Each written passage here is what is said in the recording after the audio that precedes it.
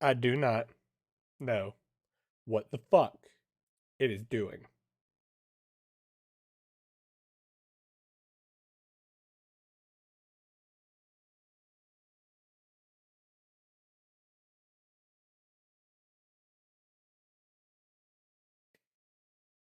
But I know we're gonna fight. Yep, he did it again. So I guess that's our. I guess that's what our night's gonna be like because they're rude.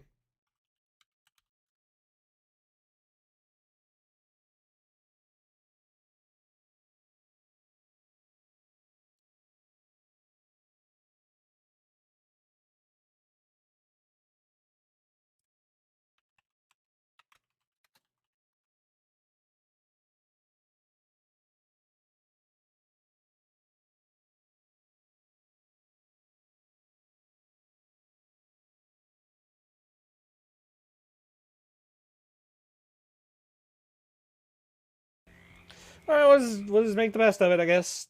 Don't got much other choice, right, guys?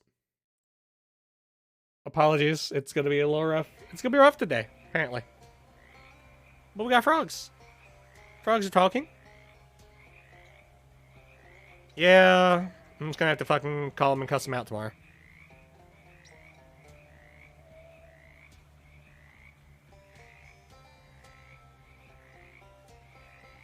Hello, there it is. Speak to the.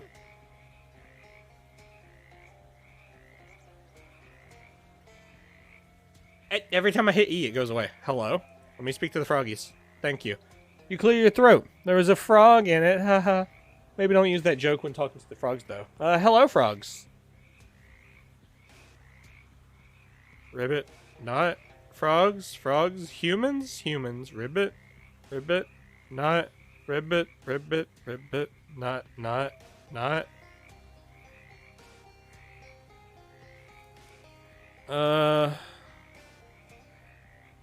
Wait a second. Are you saying you're humans, not frogs? Right? Ribbit? Yes. Right? Yes. Yes. Ribbit? Right? Ribbit? You think about what it would be like to be trapped in a frog's body. After a few seconds, you stop thinking about it because you don't like thinking about things that fill you with harrowing existential angst. How did this happen? Ancient frog? God, curse, cave, God, ancient, God, quarry, statue, curse.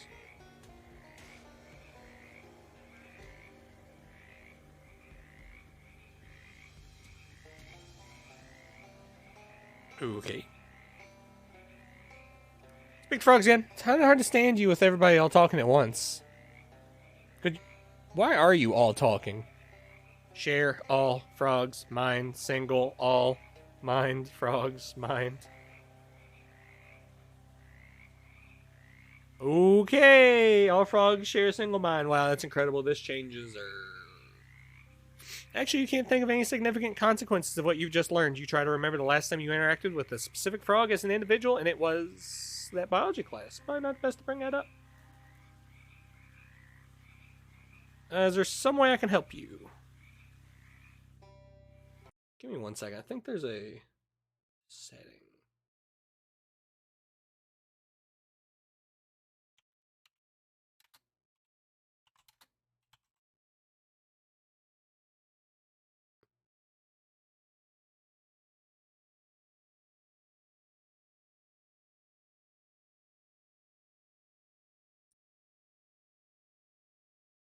Give me 1 sec, chat. 1 sec.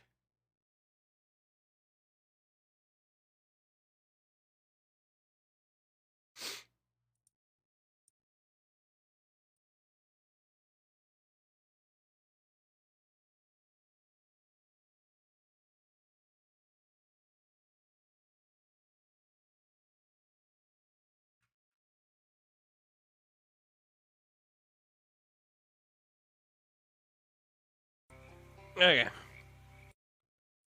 Don't know if that's gonna what that'll do, but you know. What's that doing? Actually, you can't think of any single consequences that you've just learned. You try to remember the last time you interacted with a specific frog and as an individual, and it was Uh-oh, that biology class probably best not to bring that up. Is there some way I can help you? One of the larger frogs hops up to you and coughs loudly. A shiny green object flies out of its mouth and sinks into the water. Grab it. Ooh, shiny. Roll up your sleeve and plunge your hand into the nasty water. Your fingers find a hard object, which turns out to be... Wow, shiny! You got an item, gleaming emerald. You turn back to the frog. What should I do with this? A second frog approaches and belches up a soggy piece of paper. You decide to look at it instead of touching it with your hand. It appears to be a shipping label from a nearby quarry. Location unlocked. Haim? I don't know. Haim Quarry. Careful, luck, careful, ribbit. Good. Alright, frogs want me to go to the quarry, so we're gonna go to the Bakakar first. This looks very dangerous, climbing anyway. Okay, we're sideways, got it. Everything's predictably fallen off this table. These books are all full of slant rhymes. This would fail a railroad safety inspection for at least 2 reasons. You are perplexed by the hobo's decision to sleep with his head pointing downhill. It's a diagonal hobo. Although I suppose from your perspective he looks normal. Talk to him. Oh, hi, sorry. Everything's in italics!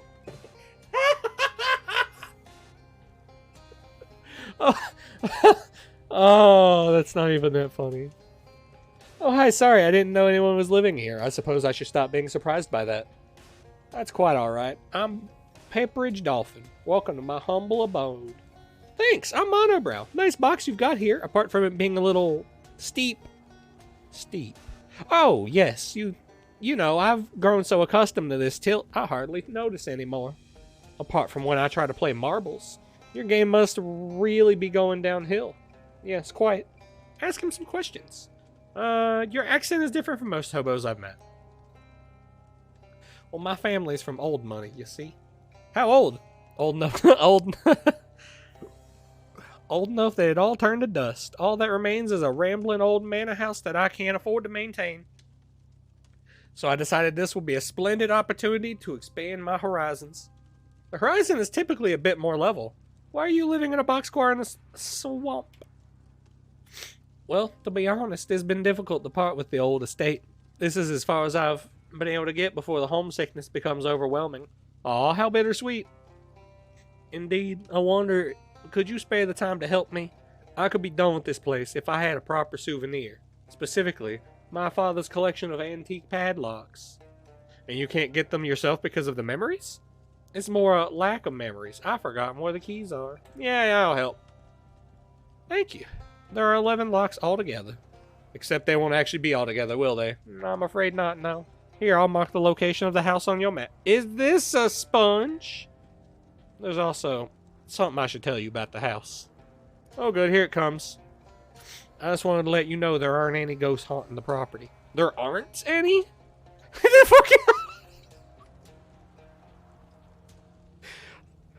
And because everything's already italicized, what would have been italicized is normal.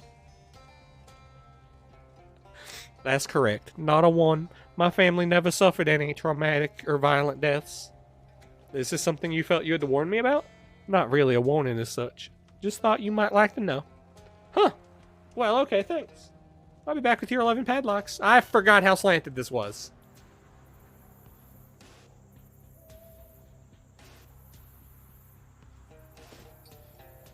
Let's go to the quarry, I guess, for the froggies. As you're on the way to the quarry, those talking frogs wanted you to go to, you stop to consider how strange the situation you've gotten yourself into is. You're startled out of your reverie by the smell of smoke. You've stumbled upon a recently abandoned campsite. Maybe there's a clue where Charles went? Oh, I have to go there. Okay. Oh, it's in the way. Okay. Maybe another one of those Gatorman campsites. Maybe the ones who kidnapped Charles came this way. Investigate. It's another Gatorman camp, alright, and there's 4 more wrenches here. A 31 32nds one, a 63 64ths one, a 127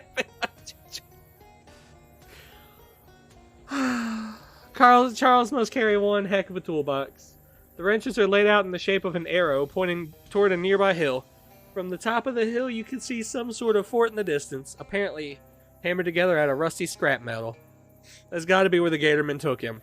A location unlocked, Gatorman Fortress. You grab all the wrenches and combine them with the other ones he's dropped to complete the set. You've got an item, Charles's wrench set. Leave.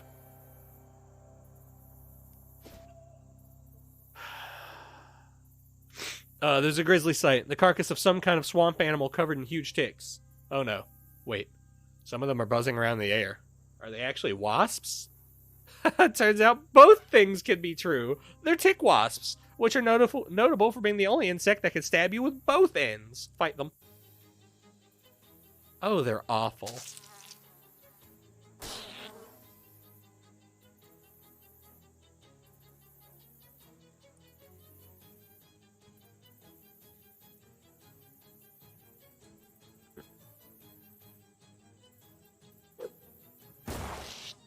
That did nowhere near as much damage as I wanted it to.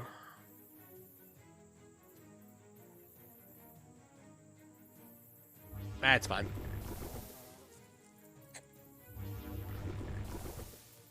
As long as we can get rid of a handful of things here, I'll be happy.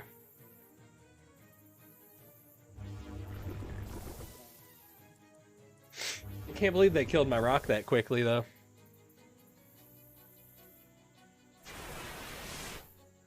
Stink bugs didn't stand a chance. Spider's gonna go murder them wasps. Or whatever the hell they are.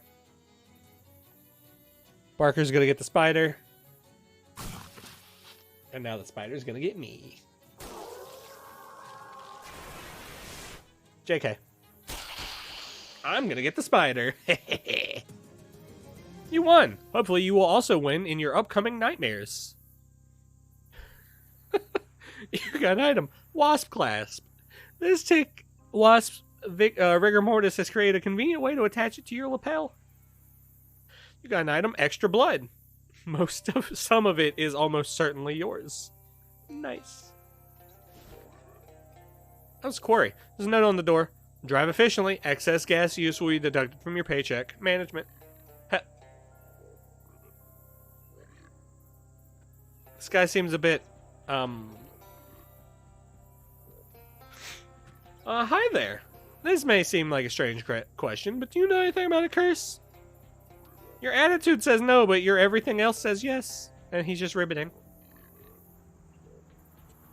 Hello.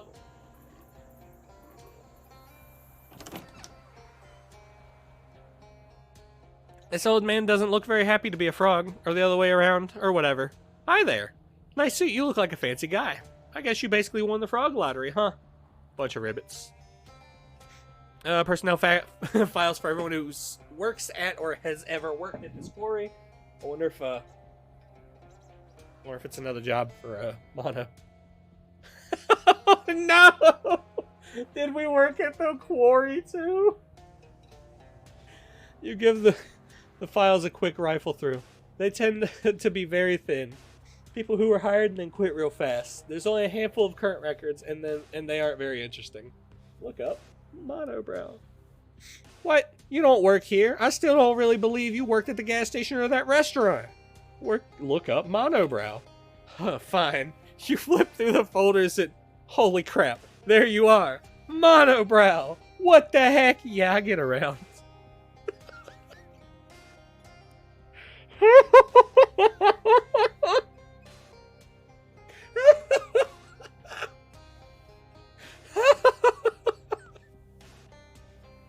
The hat rack is dressed like a cowboy. Take the hat.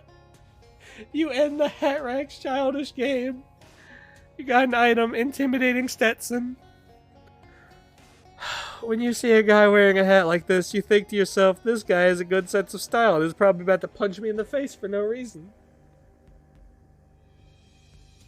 Painting of a safe, is that meant to be reverse psychology? Look behind it. You push the painting aside and find, surprise, a safe. Unfortunately, it's a key type safe and you don't have the key. Not that a combination lock would have been much better, but you could have twiddled the dial and hoped to get lucky. Your assumption was correct. It's a bookshelf full of books. Investigate. It's all books on management with titles like Shaking the Invisible Hand. hand. You deserve more. And how to get blood out of the turnips you hired. The remains of a fancy meal with fancy condiments. Ribbit. The door's locked, so the food won't escape, presumably. All the oil in this lamp has dried up. Huh. There's only one bed. The S on that bunks sign must have been a typo. Some cruel soul tuned this radio to static and then walked away. Use Rufus's gadget. You tune the radio to WGCR and hold the Rufus's gadget up to it. The thing clicks a few times and the little needle on it goes up to 1. Then you restore the radio to the way you found it, making your mom proud. Presumably, these lockers are where the employees keep their personal possessions. Check them out. That frog lady's watching and seems real agitated. Better leave them alone. The lady seems real nervous about something, although the way she's hopping around on the floor makes it difficult to judge her body language in a regular way. Talk to her. Hi, ma'am. Can you tell me, can you communicate to me in some way anything about a curse? Oh, geez, please don't do that thing with your neck. So much ribbit. So much ribbit.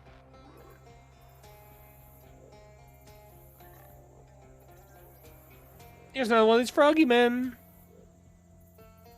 More nothing. We ask about the curse. They don't answer. So I don't suppose... No. Crazy theory, chat. Crazy fucking theory. But I don't suppose that they got frogged because they took the fucking shiny out of the statue.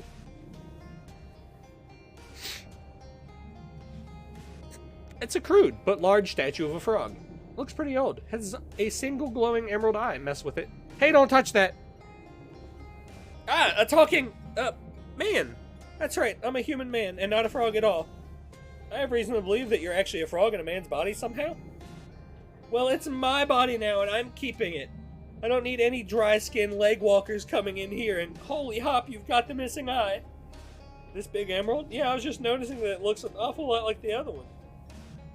Okay, I absolutely need you to step away from that statue. Right hopping now. You don't want me to fix it? It's very important. It's an ancient idol of the frog god.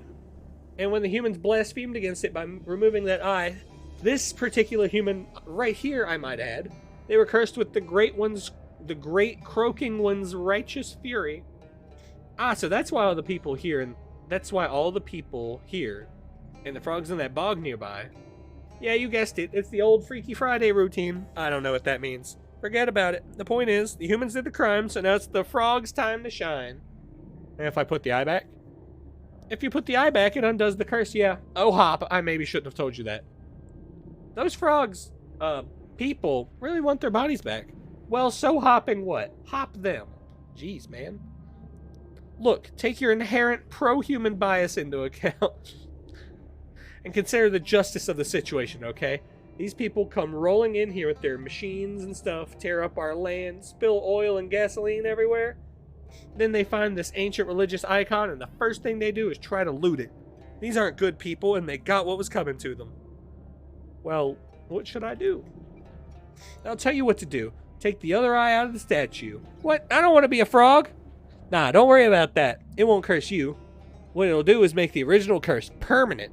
No takebacks, no do-overs. That's justice, tadpole. Tell you what, I'll sweeten the deal. You can keep the emeralds. Heck, I'll make a necklace for you. You like necklaces? I'm still getting used to having a neck myself. Well...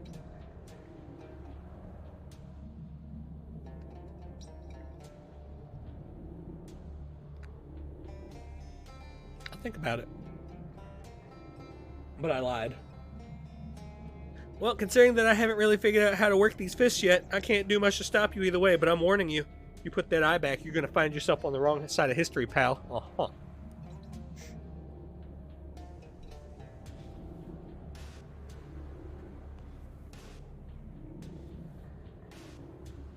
I'm debating. I'm debating which side Monobrow stands on. Because he's a bit chaotic, but he's not, like, keep the people frogs chaotic, you know? So I think we just fix the problem. I think is what we do. We just fix the problem. And then the next time we play through, yeah, there's going to be another one. I don't know when it's going to happen, but it's going to be another time. When we play through the second time, we're going to do the other side. But for now, I do believe we're going to fix the people.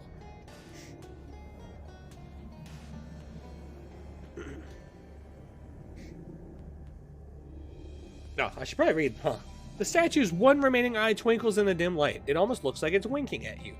Which does not exactly help when it comes to making a decision here. Maybe be a little more explicit about your desires, huh, Frog God? In the interest of full disclosure, I should point out that this is a one-way decision. If you mess with the idol, you won't be able to change your mind afterwards, so don't mess this up. Return the missing eye. No, don't! You socket the missing emerald back into the statue. Both eyes flash with a brilliant green light, then dim again. No! No! Hop you! Hop you, you bastard! Ugh. You okay? My brain feels slimy. Gross. You stand up, bud? There he goes! Guy seems pretty tired. Maybe it's from all that hopping around earlier. Hey, are you, you? The original you? I'm the actual human guy. Yeah, my name's Roger. Thanks for your help. I would have gone crazy if I had been trapped as a frog for much longer. Although I guess there isn't a lot of practical difference between a crazy frog and a sane one. But no problem, Roger. I was happy to help. If that's still true, we've got another problem. What's up? Yeah, see, I don't know how much you saw of the situation at this quarry, but it's a really terrible place to work. It does seem kind of run down. It doesn't need to be. That's the thing. We turn a good profit, but the foreman refuses to spend any money or any more than the absolute minimum on the facilities and wages. And meanwhile, he's eating caviar for lunch like he's John D. friggin' Rockefeller. Jeez. You should have seen his face when I showed him that idol. His tongue hit the floor like a cartoon wolf. He's getting yacht catalogs in the mail, while us that do the actual work got to take turns sleeping in one bed. Why don't you quit? We tried to start a union, but he's called in the Pinkertons to rough us up. If we try to quit, it's the same deal. We can't even just walk out because he watches us like a hawk. We decide to take our chances anyway, though. See the tunnel back there on the left? That comes out past the trees, and if we snuck out at night, he wouldn't spot us. We could be out of here and well on our way to town by morning. You're playing across the swamp at night? It's not much of a plan, but it's the only plan we've got. The only problem is, that tunnel's full of flies, and it's some kind of nest. You need someone to clean out the tunnel for you. That's about the size of it, and the size of those flies is real big. Swell. I'll need you to kill any maggots in there too so they don't come back. Ugh. I haven't got anything to pay you with, but I'd really appreciate the favor. Well, okay. I guess I can. This part of the wall is bleeding. Great. These flies are large and aggressive. That's 2 understatements for the price of 1. Fight them. Oh, the noises. Oh, the wall.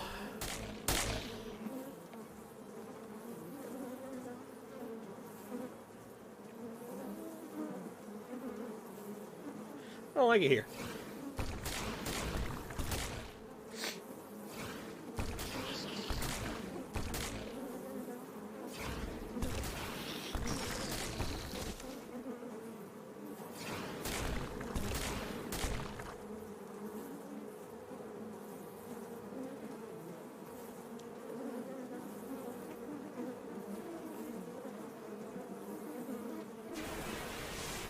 Do not like it here. Nope.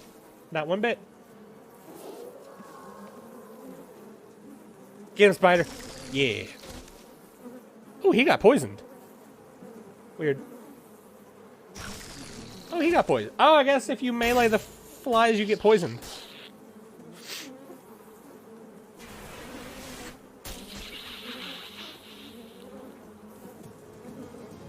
You won. No unusually large flies on you.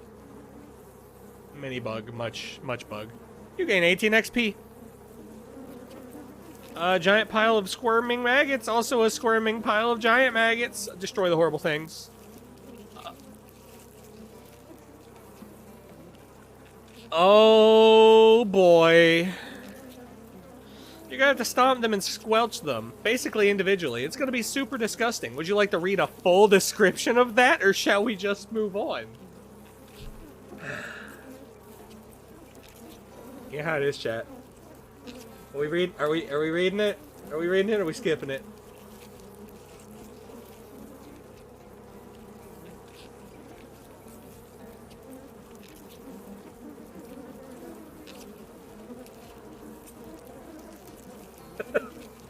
I don't like to laugh.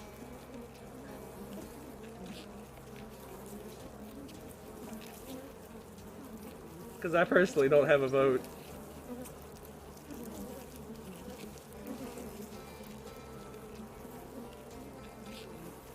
Oh, as long as I don't have stupid voices, we're good. You know what? Gory details.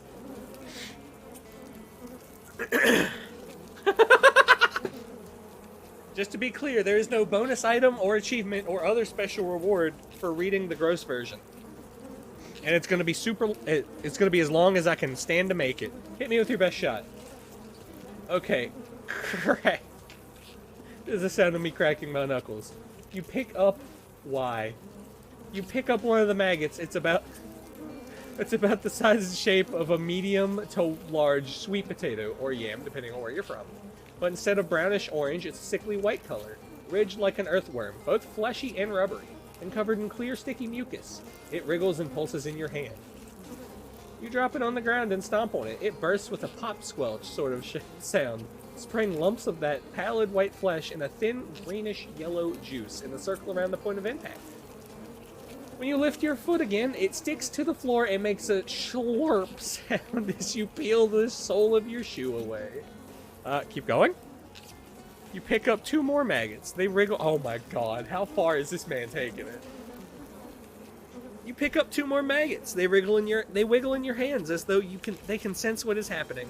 The mucus covering them, and your hands now, has the texture and viscosity of slightly thinned, apparently, thinned down rubber cement.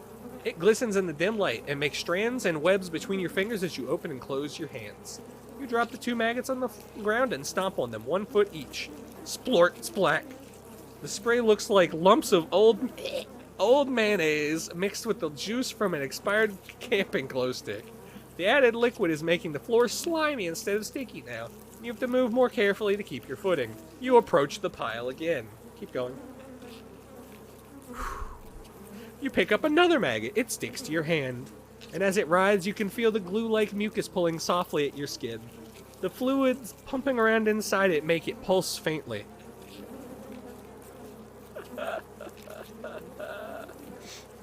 Like a slow-beating heart. You squeeze gently at first, then harder. It has the rubbery resistance of a half-filled water balloon. Imagine a white balloon, partially filled with warm green milk. And how it would feel to squeeze that in your fist. There's a thin, high-pitched squelching sound as it bulges at the ends, and then bursts. Spraying you with, by appearances, rotten cottage cheese and antifreeze. Now's when you start to notice the smell. Keep going. Oh my god! This is a true story. Once when I was in junior high school, I tripped and skinned my left elbow on the sidewalk. A patch of bleeding road rash, a little larger than a quarter. I washed it off and put a bandage over it and forgot about it. Until a few days later when I noticed the smell, because my classmates sitting near me noticed the smell, and wondered aloud where it was coming from. My injury had become infected. My bandage was soaked with pus. The smell is immediately